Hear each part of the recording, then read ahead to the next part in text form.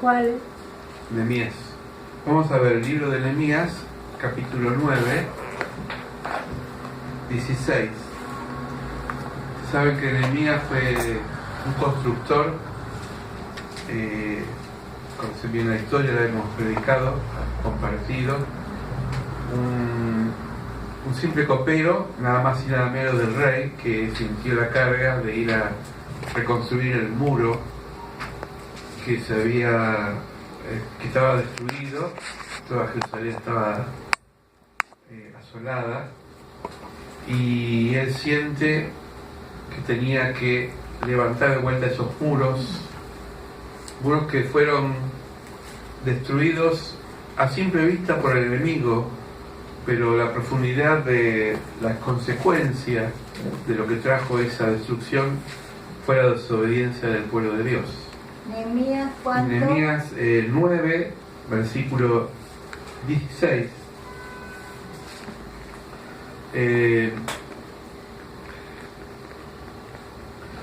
Acá Nehemías,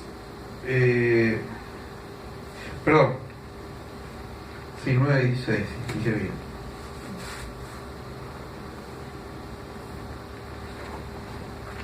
El que habla es Esdras, que era un sacerdote. Esdras confiesa los pecados de Israel. Cuando nosotros confesamos públicamente los pecados, los errores, debilitamos al pecado. ¿Sabían eso?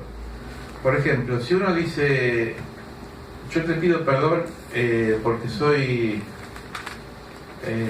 chismoso, por ejemplo, ¿no? Mal pensado, lujurioso, qué sé yo, cada uno sabrá.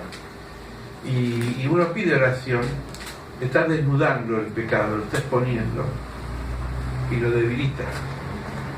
Cuando uno lo oculta, el pecado se fortalece. Parece al revés, pero es así.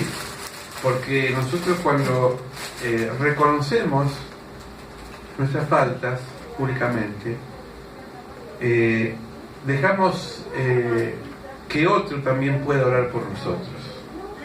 Y esta oración de Esdras, que confiesa el pecado de Israel, vamos a leer el versículo 16 del capítulo 9, que dice: mas ellos y nuestros padres fueron soberbios y endurecieron su cerviz y no escucharon tus mandamientos. Fíjense que está dirigida a Dios.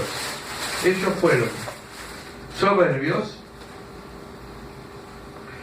endurecieron su cerviz y no escucharon tus mandamientos. Acá está él diciendo en voz alta que por causa del pecado de la soberbia y por ser duros de corazón no escucharon a Dios, y por consecuencia pagaron lo que sería la destrucción, ¿no? Por eso a veces uno dice, bueno, ¿por qué será que Dios me está castigando, me está provocando algún malestar en mi vida espiritual? Pero a veces no somos honestos y no estamos del todo bien, lo que nosotros somos los que estamos causando nuestro propio malestar. ¿Me van siguiendo? En el Salmo 7 vamos a leer algunos pasajes de la Biblia, así que hoy es para pasearse por la Biblia. Salmo 7,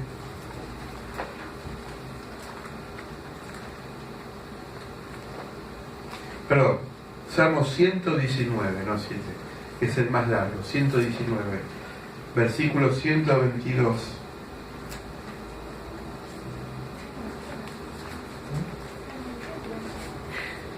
El salmista dice a Dios una oración que tiene que ver con la protección del mismo Dios, para que no lo opriman a él. Dice así, Salmo 119, versículo 122, dice: afianza a tu siervo para bien, no permitas que los soberbios me opriman.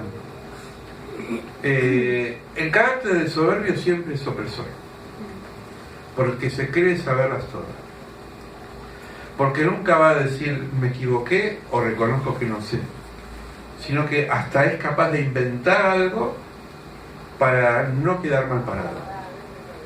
Este es el perfil de la persona soberbia, ¿no? Que se la sabe toda, que nunca acepta consejos, que siempre dice que tiene experiencia y que a veces dice hasta estar de vuelta en muchas cosas. Quizás la vida, sobre todo los que somos mayores y ya pasamos varias décadas, podemos nosotros a veces, escuchen la palabra, escuchen, podemos a veces nosotros creernos que ya la sabemos toda. Pero lo opuesto a la soberbia es la humildad.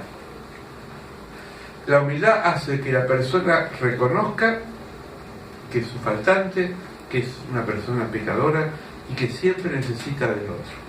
Primeramente necesita de Dios y siempre necesita de otro.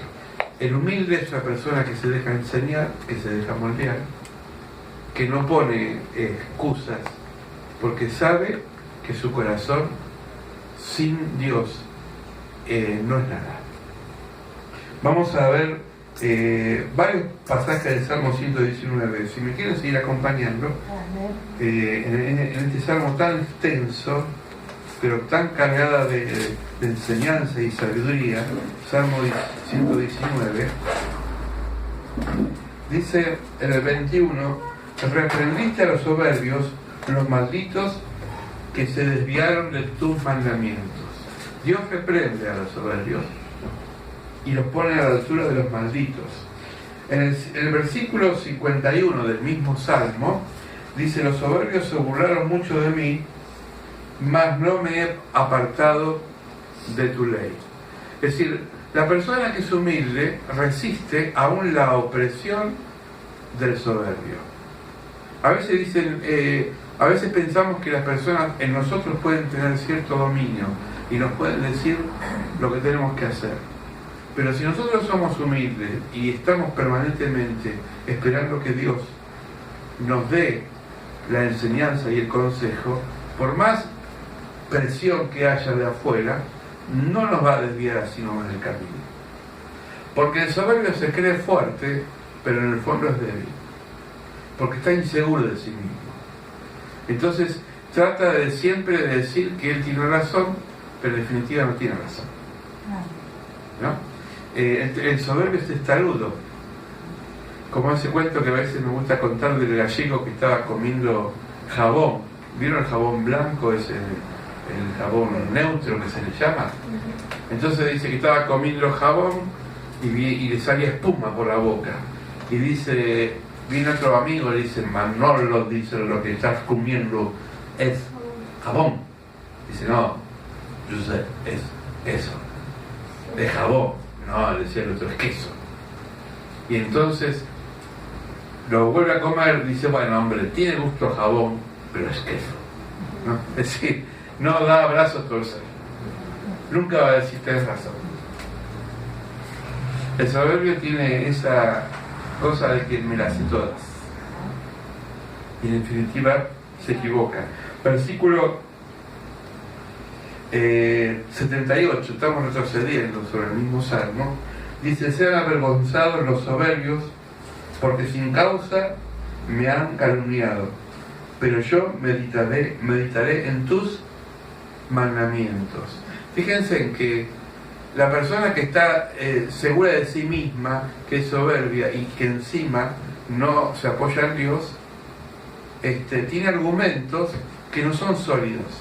Pero si nosotros meditamos los mandamientos, meditamos la palabra, nuestra debilidad se va fortaleciendo en Dios. En el Salmo 40, eso si quieren lo busquen, dice: bienaventurado el hombre que puso en Jehová su confianza y no mira a los soberbios y a los que se debían en mentira. Fíjense que la palabra mentira y soberbio muchas veces la vamos a encontrar como aliadas, porque como el soberbio no quiere ser expuesto, siempre va a inventar argumentos. Entre los porteños diríamos: es un versero. y tiene verso, y tiene forma de engañar y de decir las cosas que a veces hasta parecen creíbles, ¿no? A mí me gusta la historia, y a veces cuando leo personajes de la historia que fueron realmente soberbios, que fueron tenían tanto amor propio, ¿cuánto algunos terminaron en forma trágica? Por ejemplo, ¿quién no ha escuchado, aunque no haya leído la historia de Adolfo Hitler? ¿No?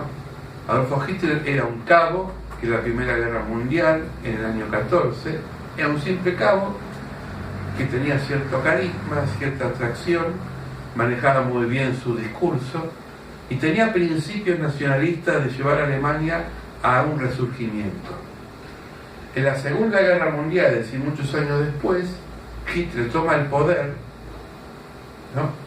Y él quería crear el Tercer Reich, o el Tercer Reino, que era dominar toda Europa y ser la potencia más grande de Europa. Y quería que Alemania se extienda y que se expanda. Él tenía como el principio la raza aria, que era una raza superior. Y entonces él decía que había que exterminar a los judíos, a los homosexuales y a los negros, porque eran una raza inferior. Tenían que ser todos rubios, altos, alemanes. Paradójicamente él no era muy alto y tampoco era rubio. Si vemos las películas de él, era morochito, ¿no? Pero Hitler pensaba que iba a ser indestructible. Y millones de alemanes decían "Heil Hitler" y se inclinaban ante él como si fuera un dios. Y terminó loco, solo, en un búnker, cuando la guerra empezó a terminar y avanzaba el enemigo para destruirlos, y se pegó un tiro él y su esposa Eva Braun. Lo mismo le pasó en la Biblia al rey Nabucodonosor. Cuando se lleva a todos los expatriados para su lugar de Siria, mucha gente de Jerusalén lo lleva, entre ellos Daniel. Él escribe ese libro, siendo ya cautivo en Babilonia. Y saben que el Nabucodonosor era un rey que se adoraba a sí mismo. Había hecho construir una estatua de sí mismo. Uno lo mira hacia lo lejos y dice, qué soberbio. Pero cuidado, porque la estatua de sí mismo tiene que ver con lo que vos te inflás de vos mismo y creés que sos. Por eso yo siempre digo, hay tres formas de vernos. Está cómo nos ve Dios, cómo nos vemos nosotros y cómo nos ven los demás. Si alguien te ve bien, vos te sentís bien con esa persona, porque te exalta, ¿no? Si vos te ves bien, si tenés una autoestima muy alta, permanentemente te vas a dar besitos, decir, qué grande que sos, ¿no? Pero lo interesante no es cómo te ves ni cómo te ven, sino cómo te ve el Señor. Porque para Él no hay forma de ocultar lo que somos, ¿no?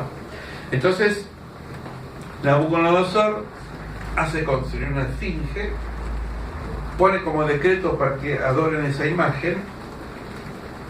Daniel no se iba a doblegar a esa imagen como una persona íntegra que no se traicionaba,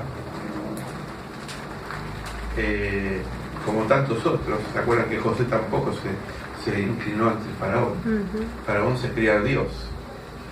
Y dice la Biblia que Nabucodonosor en un momento Dios lo lleva a revolcarse como un chancho. Dice que le empezaron a crecer los pelos y su apariencia fue cambiando, porque la persona que se cae del caballo y que se cae del trono y que toca tierra se deforma hasta físicamente. A veces vemos creyentes lindos porque están llenos de Dios y porque el mejor maquillaje es la llenura del Espíritu Santo, y su rostro y su forma de ver está lleno de brillo.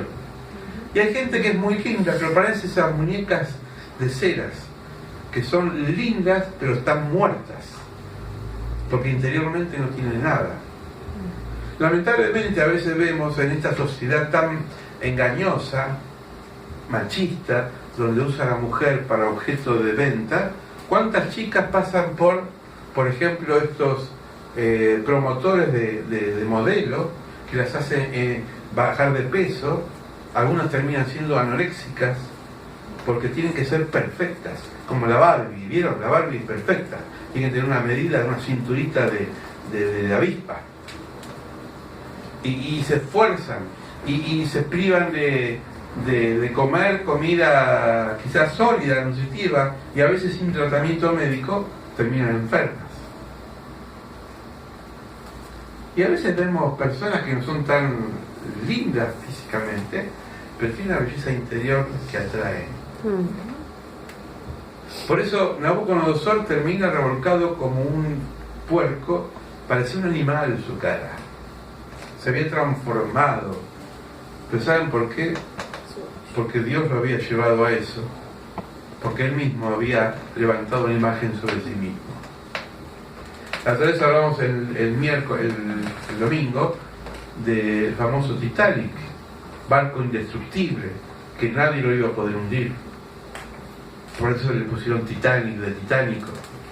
Y la primera de vuelta, la primera salida que tuvo al mar se hundió. Sin embargo, nadie daba 2 pesos por Noé cuando construyó el arca, y sin embargo no se hundió. Porque todo lo que hace Dios no se hunde. Amén. Todo lo que hace el hombre sin Dios se hunde. No tiene fundamentos, no tiene solidez. Vamos a Isaías capítulo 13, versículo 11. Vamos a encontrar acá una declaración de fe. Isaías 13:11.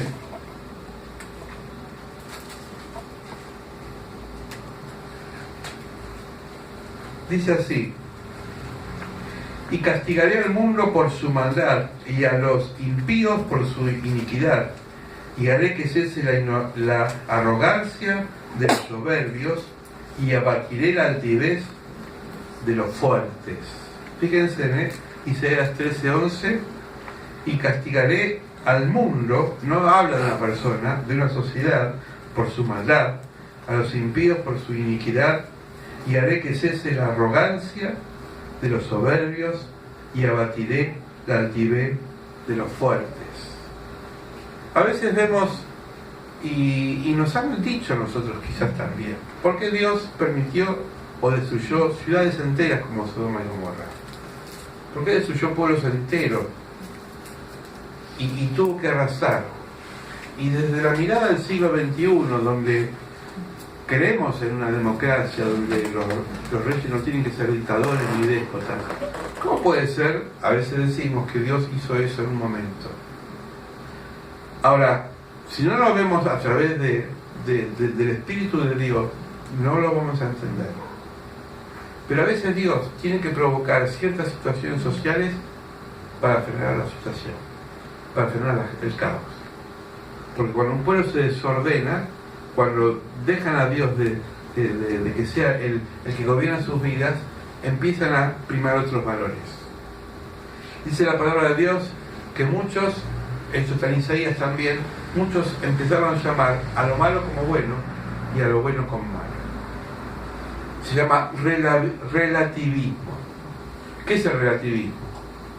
Que lo que para vos es verdad, para mí no es verdad. Todo es relativo.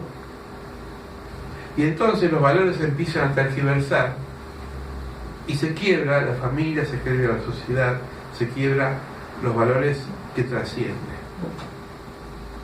¿Se entiende? El tango, si alguna vez usted escuchó el tango Cambalache, que escribió Discépolo, es la radiografía de una sociedad decadente. Da lo mismo si hay derecho que traidor, dice el tango. Ignorante, sabios, chorro o estafador, todo es igual, nada es mejor. Lo mismo un burro que un gran profesor. Lo escribió en el siglo XX. El siglo XX Cambalache es problemático y febril. El que no afana es un... ¿no? ¿Cómo era? El que no afana... Bueno, no me acuerdo. Es decir, es un gil. Porque este autor, tanguero, muy sabio, estaba plasmando en un papel lo que una sociedad estaba viviendo. Yo diría siglo XXI Cambalache, porque sigue siendo el siglo XXI un Cambalache. Entonces empezamos a relativizar las cosas. Sí, todos lo hacen. ¿Por qué no lo voy a hacer yo? Y algunos inventan cosas, roban cosas, mienten para sobrevivir. Todo el mundo lo hace. Pero esta es la diferencia de nosotros, que vamos en contra de la corriente. Que el cristiano es una persona que tiene que saber, siempre tenemos que saber, que vamos a pagar el precio, que muchos soberbios van a decir que somos tontos, que somos ignorantes, que no valemos nada. Pero Pablo dijo, Dios ha confundido la sabiduría de este mundo para elevar a los humildes de corazón. ¿A quién eligió Dios para que tenga un hijo? ¿Quién era María? Una campesina, una mujer del pueblo. No eligió una reina de un palacio, no eligió una dama culta de la sociedad, eligió una muchacha sencilla. Para pelear con los madianitas en Jueces, ¿a quién eligió Dios? ¿A un guerrero fuerte? No, eligió a Gedeón, que era un joven que dice que estaba trillando en un lagar. Es decir, un lagar es como un lugar así cerrado, que estaba él haciendo algo diferente, porque uno se trilla, tiene que trillar en el siglo, pero estaba en el lagar. ¿Por qué? Porque estaba escondido de miedo, y le dice Dios, valiente, esforzado, vamos a pelear. Y Nehemías dijo, yo valiente y esforzado si tengo un chuchi tremendo, porque tengo miedo al enemigo. Pero Dios vio que en ese corazón, medio chuchi y con miedo, había también humildad de espíritu. Y dijo, mira, yo te voy a usar para algo grande. Yo, Señor, sí, Señor. Y entonces Dios lo empezó a usar y le dijo, bueno, Nehemías, quiero que me elijas un ejército para pelear contra los madianitas. Pero, Señor, los madianitas son miles, dijo. Bueno, vamos a hacer el cuenteo. Y entonces empezó a elegir y dijo, Señor, ¿cómo tengo que hacer para hacer el cuenteo? Llevarlos al río, y aquellos que se inclinen a tomar agua, ellos voy a elegir. Se inclinaron 300. Ahora fíjense, el acto externo de inclinarse es un acto de humildad. Porque quiero decir que yo me agacho para beber el agua. Había un cuadro de un gran pintor que la puerta del cielo era chiquita. Y entonces uno le dice al otro, ¿por qué es tan baja la puerta? Porque todos los que entran tienen que agacharse, como señal de humildad. No puedo entrar con un rostro altivo, como diciendo yo, este es mi lugar. Jesús dijo, cuando vayas a un lugar, a una iglesia, a una fiesta, no te pongas en el lugar principal. No sea cosa que pases calor y venga y te digo, no, disculpame, pero ese lugar no es para vos, anda a otro lugar. Anda al fondo, así como está Cristian ahora. Y si valés más, te van a decir, vení más acá adelante. Jesús hablaba de la humildad. A veces nosotros pensamos que nosotros nos ganamos el lugar porque nosotros somos buenos para ese lugar. Un momentito, en el reino de Dios no es así. El lugar te lo da Dios. Amén. Por eso dice que los discípulos se peleaban entre sí, Santiago y Juan. Hoy estamos estudiando en el discipulado, ¿no? Santiago y Juan decía, Señor, yo me voy a sentar a la derecha o a la izquierda. Y Jesús le dijo, eso no les corresponde a ustedes, muchachos. Ustedes van a beber de mi cáliz, van a beber de mi cáliz. Van a sufrir, sí, pero eso le corresponde a mi Padre. Por eso la soberbia es un pecado que Dios lo resiste. Porque es cortar la relación con Dios, creerse que uno es superior a Dios y superior a los demás. Hay mucha gente soberbia. Y Dios muchas veces lo tiene que tratar y llevarlo a tocar fondo para que su vida cambie. Amén. Amén. A ver, ¿estamos hablando por algún soberbio o una soberbia de nuestra familia? Yo tengo unos cuantos en la lista, que se creen semidioses, pero ya le va a llegar. Nadie quiere el mal del otro, ¿verdad? Nadie quiere que la persona sufra, pero son pedagogías de Dios para que nosotros cambiemos. Había dos hombres, dice Jesús, que oraban así. Uno decía, el soberbio, Padre, se ponía de pie, se levantaba de la sinagoga y decía, Padre, gracias porque no soy como el que está atrás. Así oraba. Yo cumplo, diezmo, ofrendo, canto, pero no como el que está atrás, que es un pecador. Y Jesús decía que el que estaba atrás ni siquiera levantaba el rostro, estaba postrado al piso y decía: Señor, yo soy un pecador, no soy digno de estar en tu casa. Jesús dijo: ¿cuál de ellos dos fue justificado? ¿Cuál de ellos dos fue vencido y fue bendecido por Dios? Obviamente el que estaba atrás, porque el que se exalza será humillado, y el que se humilla será ensalzado. Amén. Por eso, hermanos, tenemos que ejercitar la humildad, reconocer siempre que necesitamos de Dios, y aún de los hermanos, de los consejos de los mayores, de la reprensión de los mayores que no nos gusta, porque todos fuimos jóvenes y a veces no nos gustan que nos digan lo que tenemos que hacer, pero cuando somos seleccionados por Dios, Dios ve el corazón. Nosotros tenemos que saber siempre que en la vida el que baja la cabeza, el que es humilde, el que se sujeta, Dios lo va a poner en lugares altos, importantes.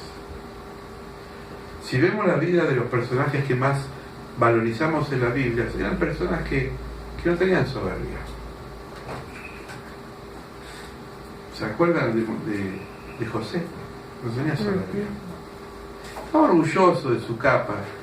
Estaba muy contento de ese don que tenía de interpretar los sueños. Pero no vemos un ápice de soberbia en José.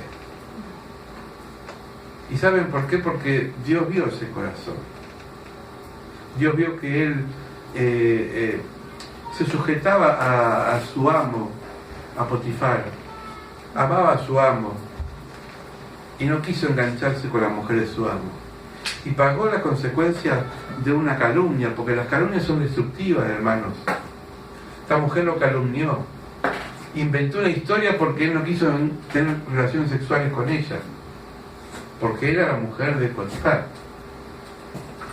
Porque la persona despechada, la persona que es despreciada, dice Proverbios que la persona que es despechada tiende a destruir al otro, porque no soporta ser rechazada.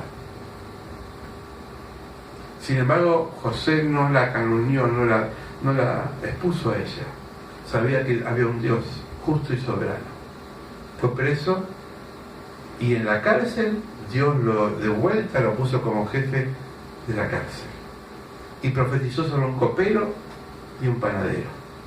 A uno le predijo que iba a morir y al otro que que el rey lo iba a perdonar. ¿Cómo termina la historia de José? Siendo el segundo del faraón. ¿Por qué? Porque era humilde de corazón. El famoso centurión que Jesús sanó, un hombre que tenía el poder en su mano. ¿Cuánta gente hoy tiene el poder político, el poder económico en sus manos y se creen dioses? Y porque tienen un poco más de dinero quieren aplastar al resto y miran a los demás como de hombro.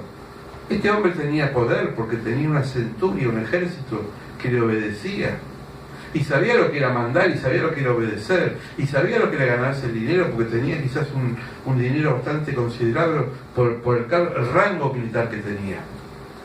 Sin embargo, cuando fue a ver a Jesús, Jesús era un judío, era un rabino judío. Los romanos decían que los judíos no valían ni para... Había una expresión muy fuerte que decían que no servían ni para cloacas, porque los romanos se creían superiores. El imperio romano, después de Nabucodonosor, fue uno de los imperios más grandes que hubo en la historia. Los césares creían dioses. Ellos decían que Dios eran ellos.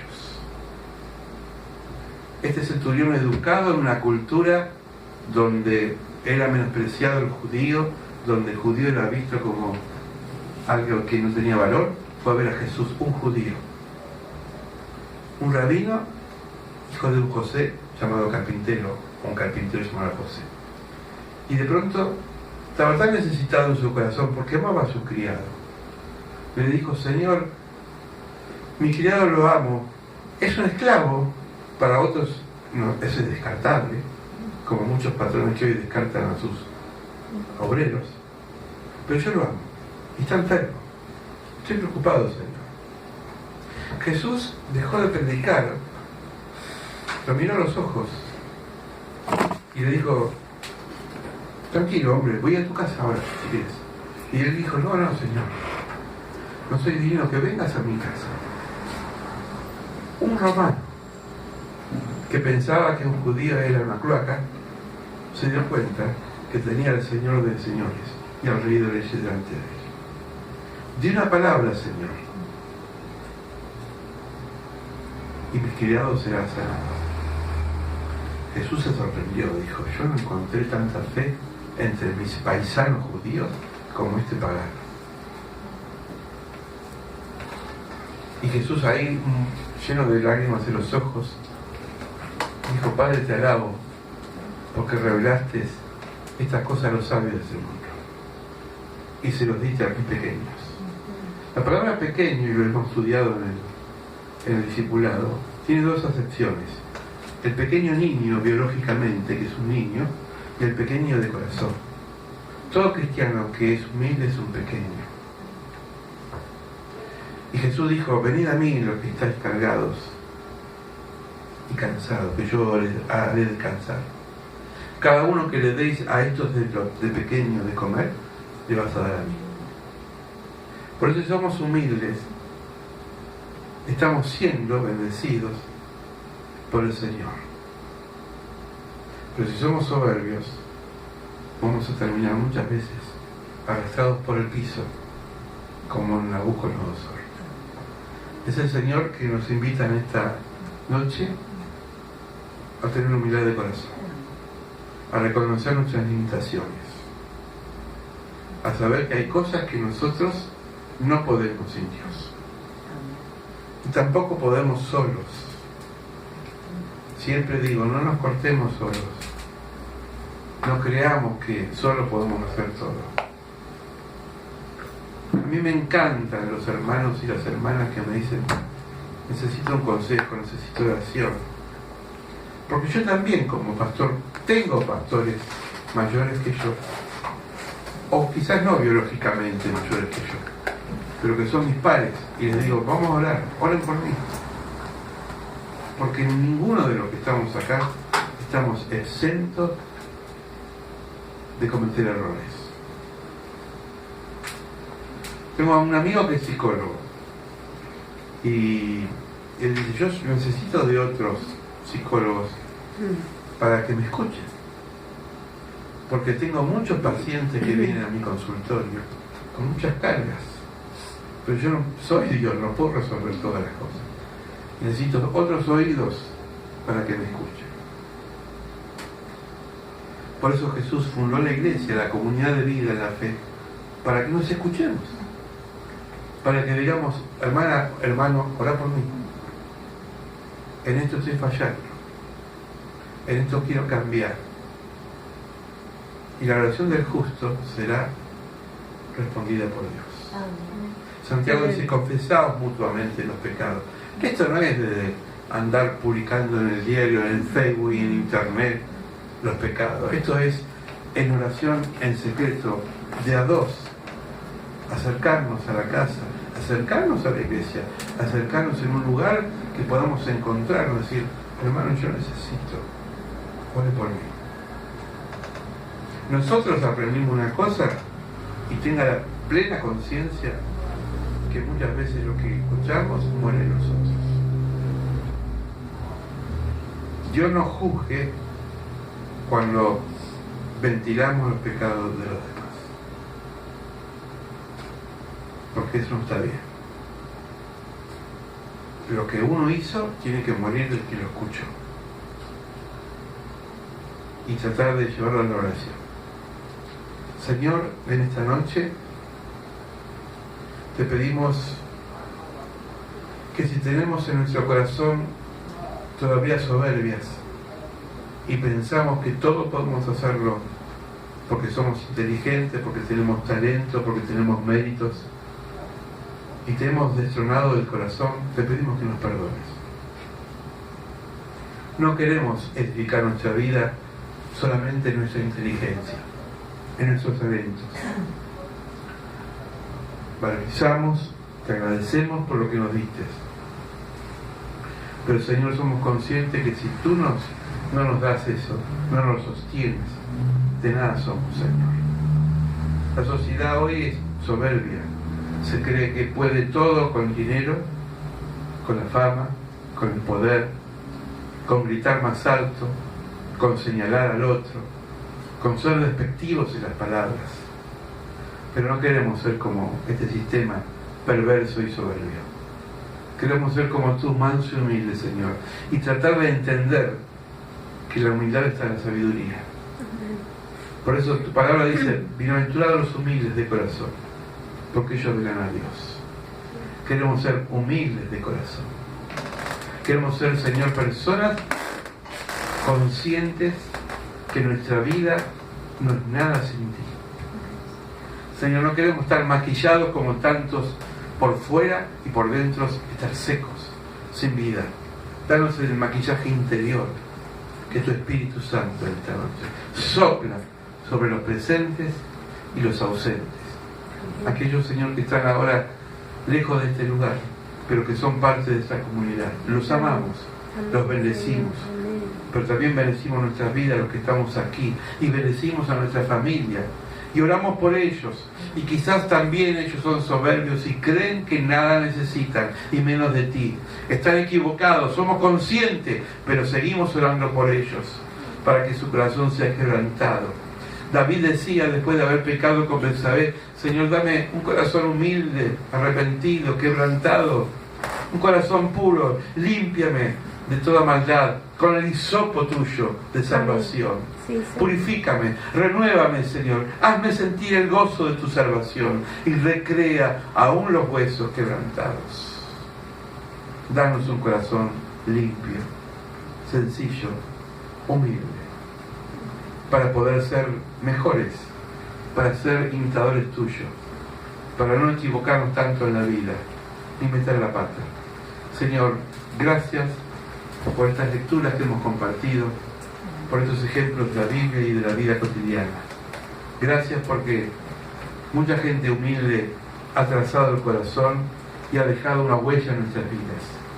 Algunos los conocemos, otros son prototipos que aparecen en diferentes lugares. Personas, hombres y mujeres, que con su humildad nos han tocado el corazón. Gracias, Señor, por sus ejemplos. Bendecidos en el nombre de Cristo Jesús, nuestro Señor.